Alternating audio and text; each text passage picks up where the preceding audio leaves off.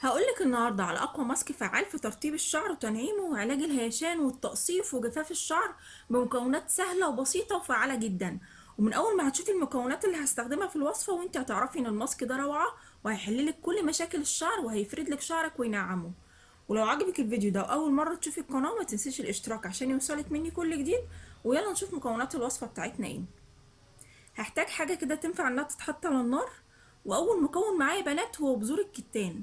بذور الكتان مفيدة جدا للشعر، بترطب الشعر وبتقلل التجاعيد وبتديله قوة واللمعان، وكمان بتطهر فروة الراس. فانا مش هستخدم بذور الكتان زي ما هي كده، انا هاخد منها شوية وهطحنهم في المطحنة بتاعة الخلاط، وهستخدم البذور ديت بودر زي ما انتوا شايفين كده يا بنات. انا طحنت شوية. هحتاج معلقة واحدة من بذور الكتان المطحونة. وتاني مكون هستخدمه هضيف معلقتين اتنين من الرز.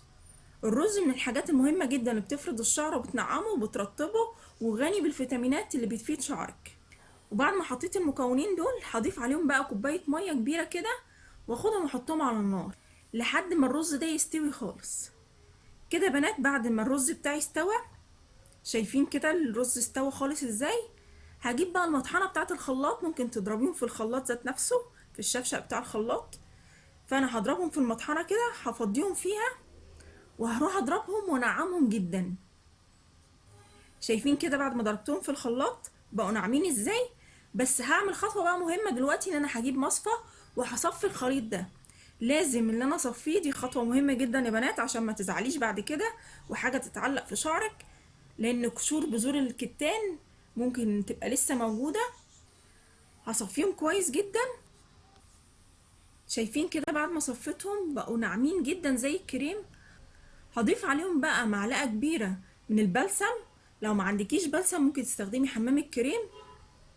هقلبهم بقى كويس كده مع بعض. وبعد ما قلبتهم هضيف عليهم معلقة جريسلين. الجريسلين الموجود في الصيدليات هو رخيص جدا مش غالي، بيرطب الشعر وبيديله النعومة. هاخد منه معلقة كبيرة. هضيف كمان عليهم معلقة زيت جرجير.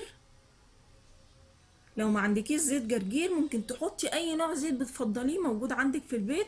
زيت لوز حلو وزيت زيتون، اي زيت بتستخدميه كمان ممكن لشعرك ممكن تضيفي منه معلقة زي زيت فاتيكا او اي نوع زيت موجود عندك. كده خلاص كل المكونات معايا بقت جاهزة، هقلبها كويس جدا. شايفين كده المكونات بعد ما قلبتها بقت زي الكريم. هبتدي بقى ان انا استخدم الماسك بتاعنا ده، هوزعه على شعري كله بالكامل من الجذور للاطراف. وبعد ما اوزع الماسك بتاعي على الشعر هلبس على شعري بونيه. لو ما عنديش بونيه ممكن البس كيس بلاستيك. وهسيب الوصفة دي على شعري لمدة ساعتين اتنين. بعد ما اسيبها ساعتين اتنين هغسل شعري، هنزل كل الوصفة من على شعري الاول، وبعد كده اغسل شعري عادي جدا زي ما بتغسليه. هغسله بالشامبو الاول وبعد كده اعمل له حمام كريم لو عندي، هعمل له بلسم. وبعد ما غسلت شعري هسرحه وادهنه اي كريم موجود عندي، وهسيب شعري شويه لغايه ما يبقى مندي كده. هلف شعري طاقيه او دوامه، ودي حاجه مهمه جدا يا بنات. بعد ما عملتي الوصفه بتاعتك لازم ان انت تلفي شعرك طاقيه او دوامه، هتفرق معاكي جدا. بيكون شعرك مترطب وناعم، والوصفه بتكون مخليه طري وناعم جدا. فلازم ان انت تلفي شعرك دوامه او طاقيه. وباكد ان احنا ما نلفش شعرنا وهو مبلول، لازم نستنى عليه لما يبقى مندي كده. لان الشعر لما بيكون مبلول وبتيجي تفكيه بتبص تلاقي الشعر بعد شويه بيهيش، لانه بيبتدي ان هو ينشف فبيهيش منك. فانت لازم تستني لما الشعر يبقى مندي وتلفي الطاقيه، هتلاقي شعرك ناعم ورطب جدا. اعملي الخطوات زي ما انا بقولك كده وهتشوفي النتيجه حلوه جدا هتعجبك. جربوا الماسك ده يا بنات، ماسك روعه روعه بجد. يا رب الفيديو ده يكون عجبكم واستفدتوا منه، واستنوني ان شاء الله في فيديو جديد. مع السلامه، في رعايه الله.